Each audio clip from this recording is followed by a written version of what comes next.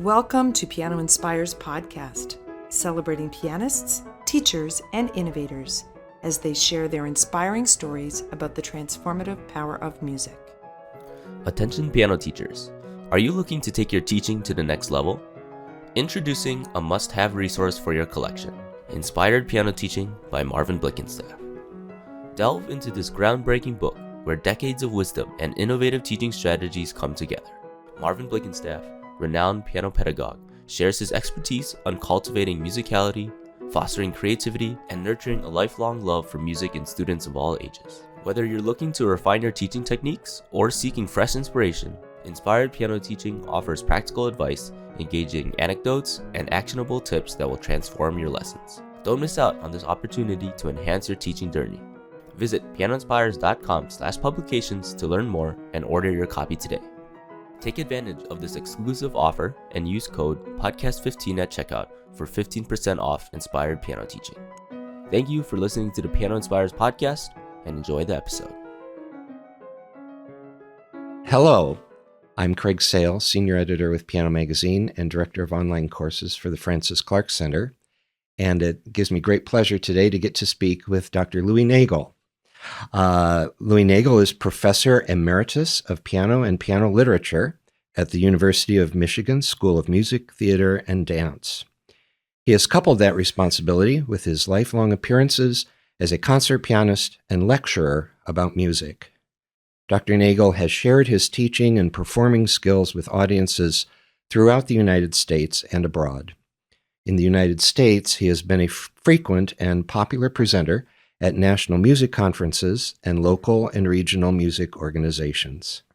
He's equally comfortable on the concert stage or a senior citizens retirement home or study group, and illustrates a variety of repertoire covering the common practice period. So welcome, Louis. Well, Craig, thank you. Thank you so much for inviting me to do this, and my pleasure. Well, It's my pleasure to talk about myself, but it's much more my pleasure to talk about music. Yes. And of course, talking about yourself involves music. Absolutely. So we like to start at the beginning and find out how this all happened. How did it start with you? Was your home a musical home? What were your first encounters with music? And then, of course, specifically with the piano. It happens to be a subject I love to talk about because it involves talking about the virtues of my parents. I'll start by saying my mother, who I think had some piano lessons as a child, she never exhibited that skill, but she had perfect pitch. My father, who came to this country at age 6, from a town that is now in Ukraine, from a town, Rohatin. He came to this country and settled in the Lower East Side the way so many Eastern European Jewish families did. He wanted violin lessons. There was an older brother who had violin lessons. Family couldn't afford for 2. And I tell you that because I have never met a human being that was more musical, more deeply musical. He is music itself, was music itself than my father. Yeah. So obviously I love to talk about my parents that way. Wonderful. Both are deceased, a long time deceased. But I am told, because I don't remember this, when I was 4, I had started picking out tunes on an object that we called a piano in our home in Louisville, Kentucky. And I was picking tunes out with my finger. The first one I was told was the Scottish folk song Loch Lomond. I don't know why. Yes, that's interesting. I don't know why, but there wasn't any Scottish particular in our family. And then I would pick out my own little tunes. I remember picking out, aside from my own, second movement of Eine kleine Nachtmusik. I do remember that. Wow. So my mom decided to call the preparatory department at the University of Louisville, which had a wonderful, wonderful music program. And at the ripe old age of 4, I was taken into a music appreciation for kids class. And shortly after that, I'm told this, I keep saying this because I don't remember, I was kicked out. Oh, no. Well, apparently, since I had perfect pitch and I could pick out these melodies, I was obnoxious and I was bothering all the other students with my erudition. I knew it. I was asked to leave, and somewhere around 5, I was put with a private teacher. Okay. I look back on that private teacher. He was brave to do that. I mean, I'm sure that I was a difficult child, but Grant Graves was his name, in the prep department at the University of Louisville, and he knew how to handle me. He may have had other students like me, I don't know, but I was with him for at least 8 or 9 years, and he was a wonderful first teacher. Yeah. He was kind, but he was firm. And I'll tell you just a couple of, can I go ahead and Sure, tell you a please couple do. he wanted me to have a chance to perform. So he took me to, I think, an arts club or something in Louisville. And I had, among other things, I played some of my own compositions, and there was a little Scarlatti sonata that involved a lot of hand crossing. It's a very short piece. It's 2 pages, but it's all over the keyboard. Yeah. And I was 5 or 6 or 7 or whatever age I could do it. And I loved doing it. Wow, look at me. And when I finished, the audience applauded. And I bowed. And the audience applauded. And I bowed. Oh, no. And the audience applauded. And this kept up until Mr. Graves finally, with a smile on his face, walked up to this stage and gently took me by the shoulder. What did I know? I had not been to concerts. I thought they stopped and then I walked off the stage. That's a logical thing for a youngster. Right. I do remember that. That's great. I mean, and I can still play that Scarlatti sonata. That stayed right in the back of my mind forever. But he was wonderful. And in a more serious thing, he was a church choir musician of high standards. He had a wonderful church choir. And when I was probably 10 or somewhere around there, he invited me to join him at the piano and the choir for a performance of the first book of the Brahms Liebeslieder Walzer. oh, wonderful. What a great thing that was that he did. Mhm. For me, that music is still in my brain. It's wonderful music, and it gave me a chance to learn ensemble playing and to share the stage with others. Yeah. And yes, to be in my element of performing, but something of real consequence. That music is some of the most beautiful music you could ever want to hear. Yeah. And he did that for me. Yeah. I'm struck too by what you said earlier about your being a unique challenge for a teacher, and that somehow he found a way to make it work with you. And that I can't help but think that in and of itself is a great model for you later on as a teacher to have had that experience of a teacher finding the student where they're at and making it work.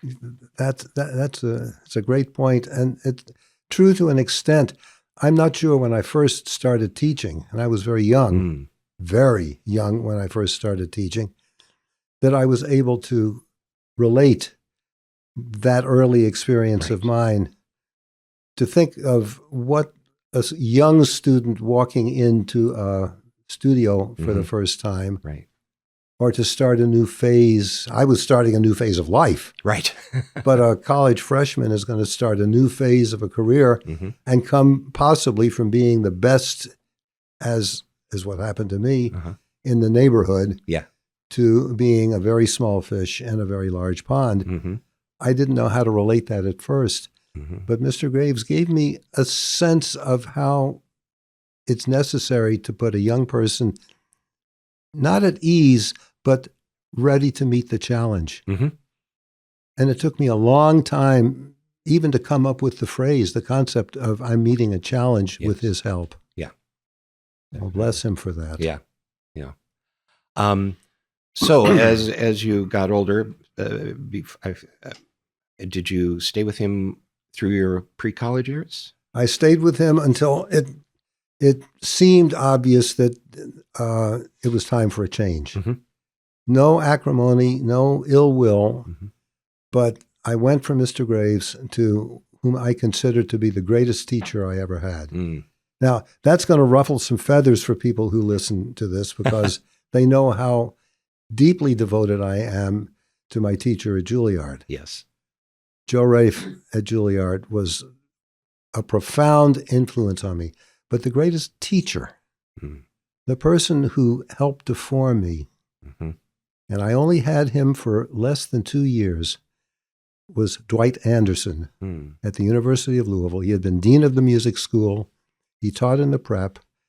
He had been teacher of other people, among them Lee Levisi, who went on to become a world-famous pianist. There were other people. Yeah. And I went to his studio, and I will tell you, there's a story that I love to tell because it still rings true to me today. He helped me prepare for my Juilliard audition. He didn't stay the course. He went on sabbatic the term that I actually did the final preparing, but that later. He helped me prepare, and one of the pieces that I was preparing was the Beethoven Sonata, Opus 26, the one that I call Sonata. There's no sonata movement in it. But we were going to use that for the audition partly because the third movement is really difficult. It's a funeral march in the rhythmic aspect of it. The first movement is charming to play, and the last movement, if you don't take it too fast, it's just hard. If you take it too fast, it's nonsense. But he helped me prepare, and he wanted me to hear a performance on recording of Arthur Schnabel, as I have wanted every student who's played Beethoven to listen to. Okay. To me, that's the beginning and the sine qua non of studying Beethoven.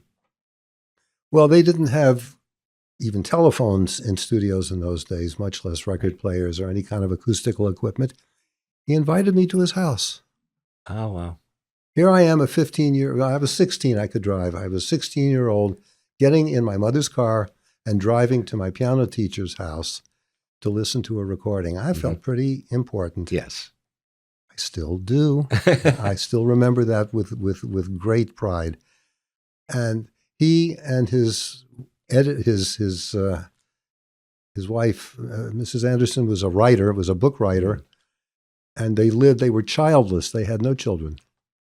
They lived in a beautiful home not far from the music school, and I drove there, went up, rang the bell, was welcomed in, treated very beautifully, and then he took me into his den where we were going to listen to the music. Now, I said he was childless, but on the coffee table, for some reason, I never found out why, there was a little, like a plastic record player that you would have in a child's nursery. It was blue. And there was a record on the turntable, and he put it on, and we started to listen to Arthur Schnabel playing Opus 26. And after a while, Mr. Anderson looked at me and said, "Louis, what do you hear?" I'd never been asked that question before. I didn't, that sort of, he let it go. We might have even gotten to the second movement, but he asked me that question again in a tone of voice that suggested, "Louis, you better come up with an answer." I said, "Louis, what do you hear?" And I fumbled around and I said, "Well, the record is very scratchy."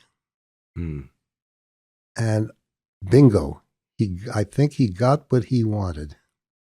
And he looked at me with an expression of both a sort of remorse and amusement. I remember, I can see his face now. And he said to me, "Louis, don't listen to the record, listen to the music. Listen to what Schnabel is doing in the music. What do you hear him doing in the music?" Yeah. I have never forgotten this. I just shared this story with probably these same words to our students at the University of Michigan in a piano forum, not less than a week ago. I've told this story many times. It's as much part of me as my plasma. Absolutely. And from that point on, I am not disdainful of the equipment that I see in front of me and what I know this is leading to, Right. but I can listen to the scratchy quality of the 1930s Schnabel records of the Beethoven and learn from them as well as I can from the sterile, perfect. You know, I mean, who goes to a concert hall to hear sterile perfect? That's right. For that matter, how many concert performances is sterile perfect? Right. You listen for what's happening, and you bring it into yourself and try to make it part of what you can do through Opus 26 or the Barber Sonata or Prokofiev Vision Fugitive or whatever you're playing. He taught me that. Yeah. God bless him. That's amazing. Yeah. What did you find it once he directed you to tell him what you heard in the music? Did you find that easy to do, or was that something you had to learn how to do? That's a great question, because the answer is it's a lifelong process. Yeah. I listened. There are recordings and things that you can get now on online, but there's so many things that I have heard over and over and over again. Piano things. Sure. And if it's something that I'm playing, I'll go back to it and listen to it again. I just listened the other day. I'm bringing back into my fingers the G minor English suite of Bach. And the reasons for that we'll get into later. And I listened to Sir Andras Schiff play that. Now, I didn't play it like that when I first learned this way back in the late 1960s and early 1970s. But what I hear this magnificent musician doing makes me rethink about what I was doing. I thought it was pretty good, and I played it. I played it a fair amount. Yeah. I love the piece.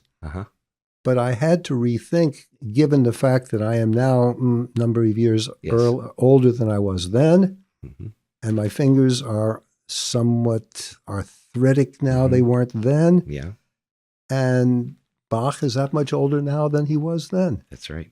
That's right. So music is an ever-changing part of your body. Right. It's not a fixed thing to achieve. If it is, you are no longer human. That's right. You're a statue. That's right. And I'm probably skipping ahead in the order of things, but as you would be teaching college students, I think from their perspective, they're trying to achieve the perfect thing at that time. And it's something I hope that they can try to understand, that this will always evolve. Sure. It's not a set. Well, Julie, my wonderful wife, and I, we talk about this, but we both agree that the word perfect is badly used. Perfect does not mean getting every note. I've heard perfect performances. At least I think they were perfect. I fell sort of not asleep, but outside the orbit of sound during their perfection. Yeah. We're not robots. And I've always told the student, if you're going to miss a note, miss it as beautifully as if it were the right note. Right. If it's not beautiful, it doesn't resonate.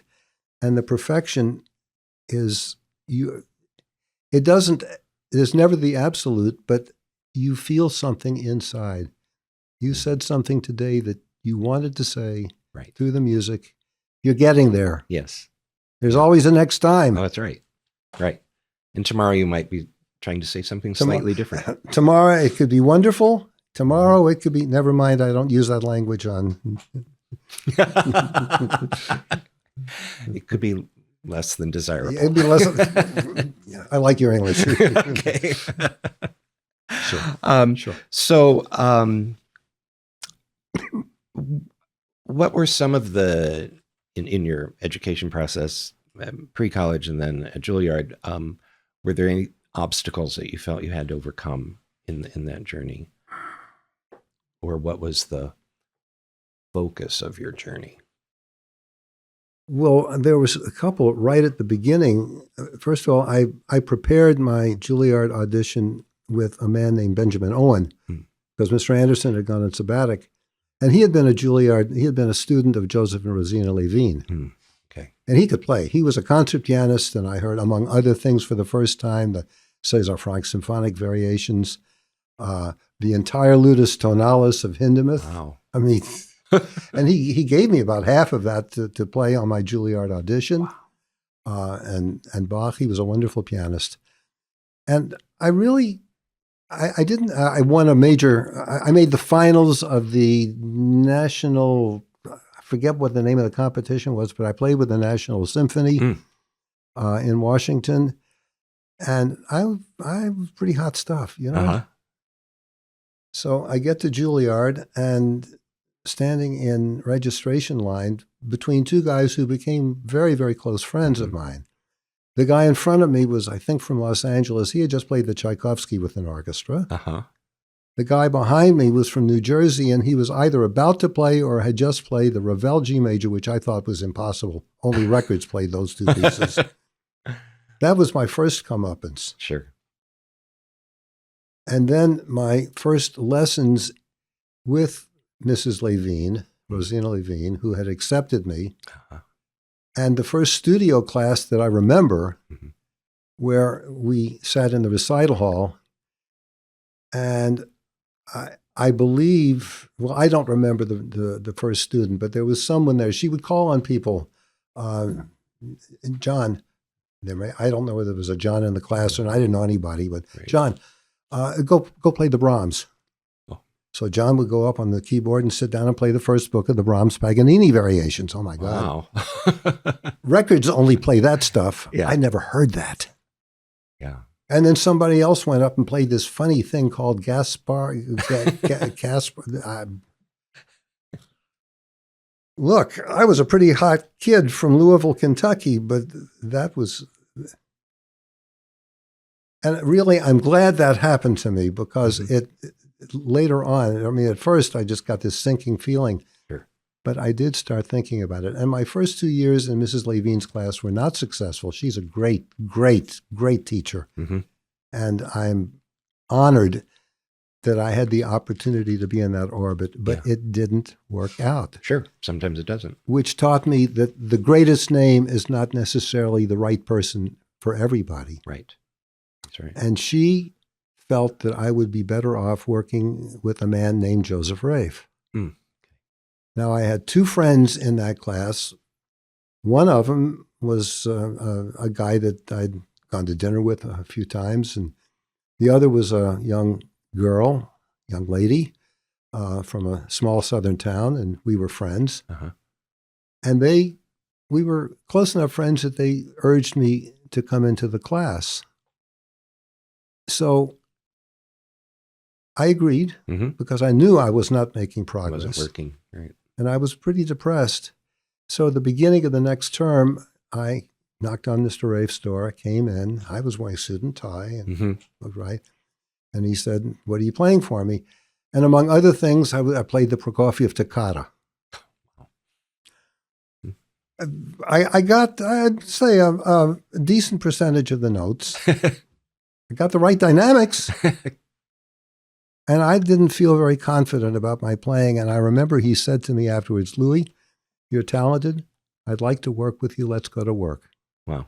And I remember the first thought I had about that was, the sun has come out. Yeah. And from that point on, for the next 7 years, I worked with a man who could yell at me, who literally could push. We have two pianos in the room. But if he wanted to demonstrate, he would literally come over and push me off that piano. So I go to that piano. He'd play the phrase. I'd try to imitate. No, Louis, not that way. And he'd come over and push me off the piano. I'd go around. So we'd play musical chairs until I got the phrase right. But he worked with me. Right. He encouraged me. And can I unload one pun on you that I love, that I felt comfortable enough with him? This was well into it, towards the end of my studies, and I already had some success, and I was playing virtuoso pieces. I'd played Brahms D minor with the orchestra, I'd played Islamé, I'd played pictures at an exhibition, and he looked at me at the end of one lesson and said, "Louis, do you know this operatic transcription, Reminiscences de Don Giovanni?" No. Not only can I not say it now, I couldn't say it then. I had no idea what this was. Right. Said, well, Mozart's opera. And Liszt took some music and made a piano. I want you to take a look at it. Mm-hmm. I said, sure, of course. Yes, sir. No. I went to the library. I took the score down. I opened to the first page. I looked at that. I went through it. I came back the next week, and he hadn't forgotten. And he said, well, did you look at the list? Mm-hmm. And I said, yes, I did. He said, what did you think? And I said to him, I don't wanna.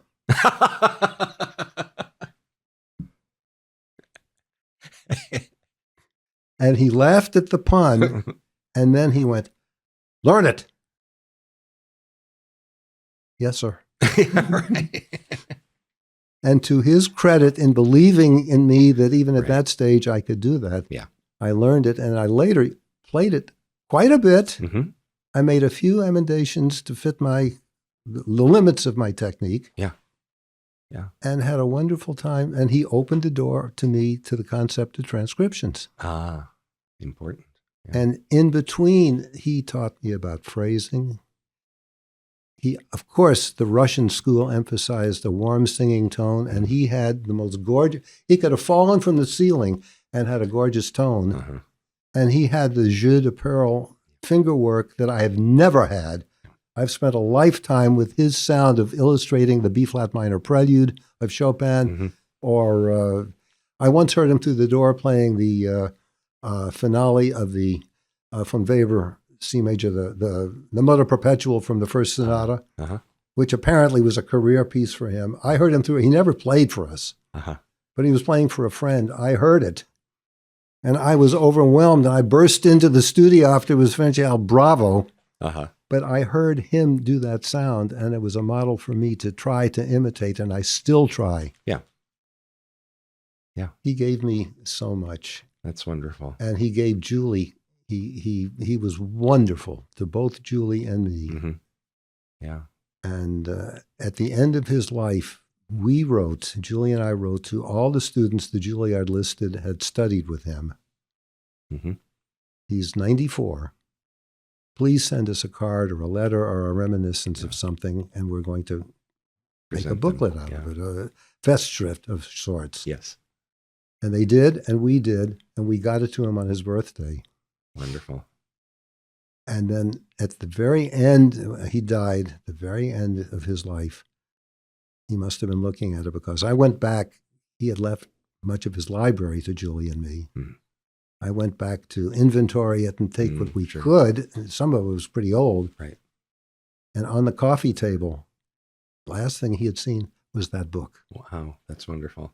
And it's a very, very moving relationship and a story of resurrection, so far as I'm concerned. Mm. What he did for me, Yes. and how he treated both Julie and me Mm-hmm. with respect, and at the same time with do it. Right. Right. He wasn't going to let me say, I can't do that. That's the double notes going up, Right. the octaves that jump 4 octaves. Right. Do it.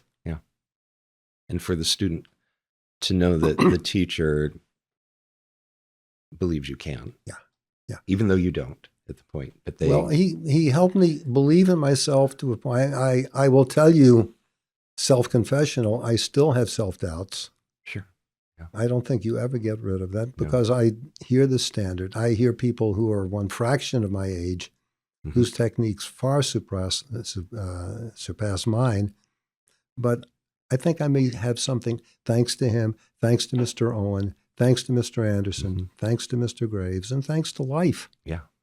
Yeah. That I can bring to them, even if I can't do the run of thirds in the Brahms second concerto. I have to use the fake. Uh-huh. Sounds good. Yeah. It's a good Assia. It's a good Assia. Yeah. So I'm interested in your professional career then.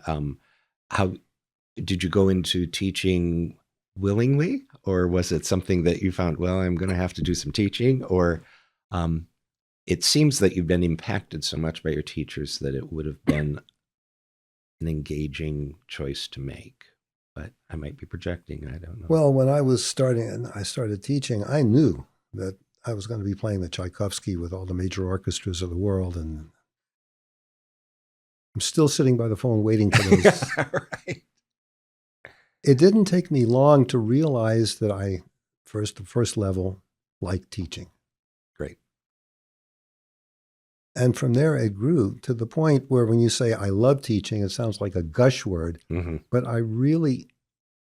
I guess you can tell by the interview, I love talking. I'm talking about myself, Yes. but I love talking about music. Mm-hmm. And I love talking about how it's put together. Mm-hmm. I love talking about what I feel or what I want to know what you feel. Well, if you feel that, can you find a way to show it? Share that with me instead of playing. You play all the right notes, but I don't know what you feel about that phrase or this arabesque. What's an arabesque? Why are you playing a piece called arabesque? I love doing that. And with each person, it's different. Yeah. An arabesque has a dictionary definition. Right. But the person playing it is an individual. Mm-hmm. And that keeps the job from being pedantic and dull and repetitive. Right. And I love that. Yeah. And augmenting it by playing concerts. If I had to get on a plane tomorrow and go play a concert in Boise, Idaho, and then go to New Mexico and then cross the ocean and play in Honolulu, I couldn't do that. Yeah.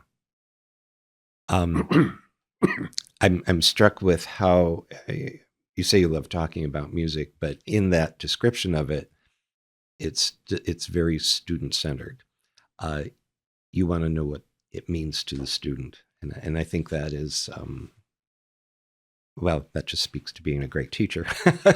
To wanting the student. It's like when your first teacher said, "What do you hear?" Yeah, that's where it's coming from. Yeah. It's a great point that you bring out to me because that's going the other way. Right.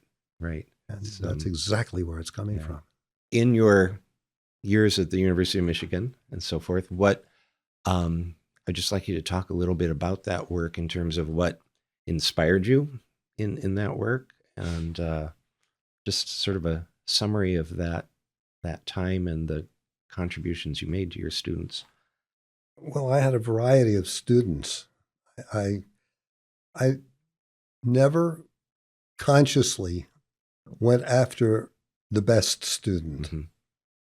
I did have, I'm not going to name them, but I've had at least a dozen students who were big time, major talents and have had very, very successful playing careers, and more that have had successful teaching careers. But I cared about the progress that they were making, and if they were making progress playing the Brahms D minor piano concerto or the Brahms D minor ballade from Opus 10. There's a difference. They're both in D minor, but there's and they're both Brahms. They're both Brahms, and they're both beautiful. But if the D minor ballade got to the point where it sounded like it was coming from inside out rather than from outside in, maybe both. Yes. I was happy. Right. We had accomplished something. Yeah.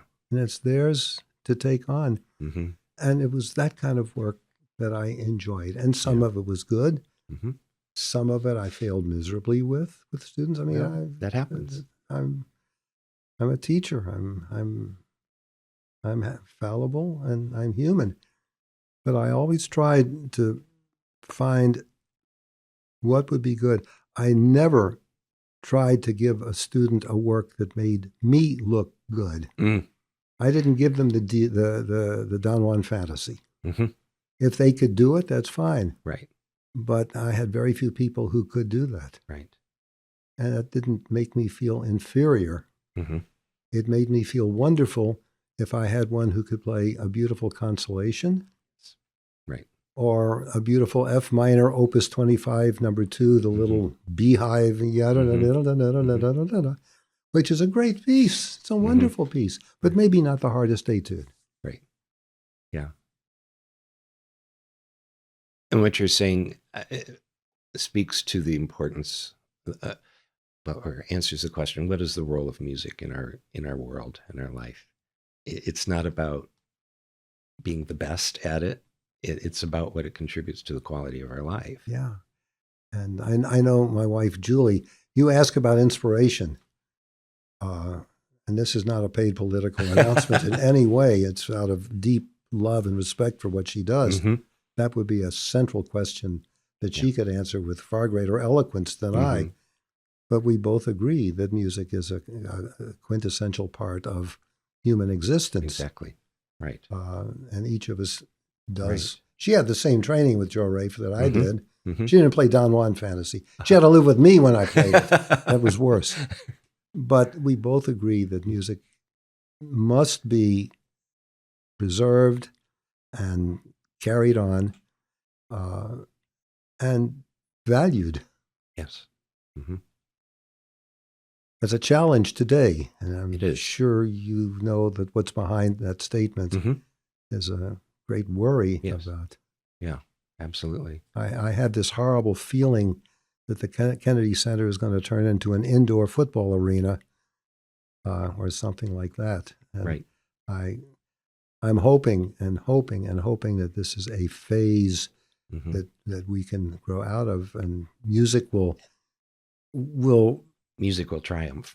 triumph, or at least be able to sustain itself Mhm. through it, as with the arts, with literature, with Right. painting, Right. with poetry, with everything that represents the inner soul of a human being. Right. Right. Right.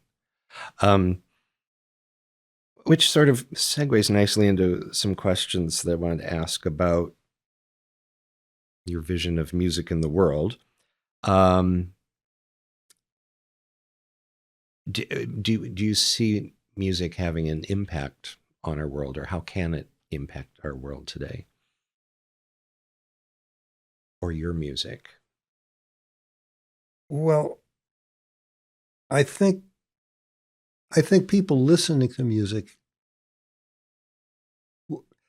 It's a tough question, because I was It going to is. say derive pleasure, but I'm thinking of all the music that one gets at a funeral. True. It offers consolation. Mhm. At a football game, where it offers pep rally spirit. Mm-hmm. It offers a corroboration of our moods. Right. Right. And it helps us express ourselves, whether we are making it or witnessing it. Mm-hmm. Right. And to get rid of that option of being a human being is unthinkable in Yes. my mind. Mm-hmm. Right. So if that's a way to Mm-hmm. Answer the question, Yeah. that's a complicated question. It is. I apologize for that, but it is Well, no, something worth thinking about. It's hard. It's hard to separate that from how it affects me as to how it affects the humanity. Yeah. What it affects me. I'll give you a simple example. Mm-hmm. A few nights ago, I was in a really feeling very worried. Mm-hmm. I mentioned I have arthritis, and Yeah. I can do this. So I'm not bragging about the fact that I can play things that I've learned a long time ago. But I wanted the comfort of hearing my favorite piece of music, the B-flat Sonata of Schubert, the last sonata, Oh, yeah.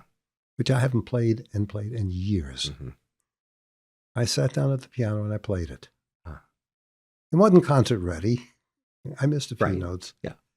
But it gave me such a feeling of identity with something greater than I am and more beautiful. Mm-hmm. I felt better after living that sound. Yes. So that was a personal thing. Mm-hmm. And from time to time, I'll play some Bach, Mm-hmm. some Schubert. Right. There's a little Debussy prelude, Voile, from the second book. I love that piece. Every now and then I will play that for myself, Right. and it will make me feel better. Mm-hmm. I used to improvise constantly. Mm-hmm. I don't anymore, but that always made me feel like Right. I was conquering the Right. world. Yes. So it can elevate me Yes. personally. And I've always felt that was something in our field that sometimes we forget to do. This thing that we love, that we work on to share with others, it can be there for us and to nurture us ourselves. Yes. And we need to remember to use that. And along the way, hopefully it will be nurturing other people. Yes, exactly. Exactly. That's the It's a thing. great question. Thank you for asking that. I went over what you might ask me, but that wasn't on That the wasn't radar. on there. And it really made me think. Yeah. So we're kind of already at answering that question, but we do close our times together with asking the same question of everybody in terms of how does piano inspire you? I think we've heard a lot of that already, but if you have a few more thoughts on how piano inspires you, that'd be great. It inspires me now to be able to think I can still do it. Hmm.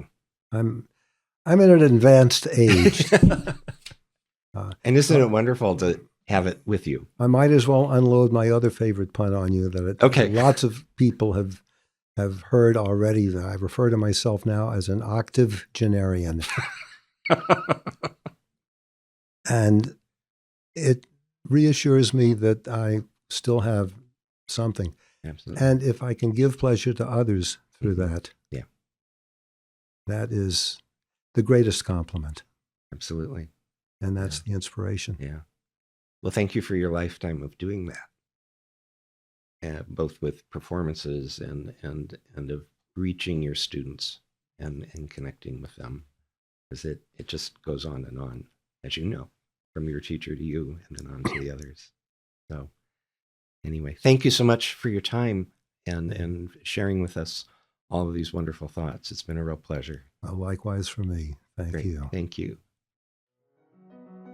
The Francis Clark Center is a not-for-profit educational organization that serves the advancement of piano teaching, learning, and performing.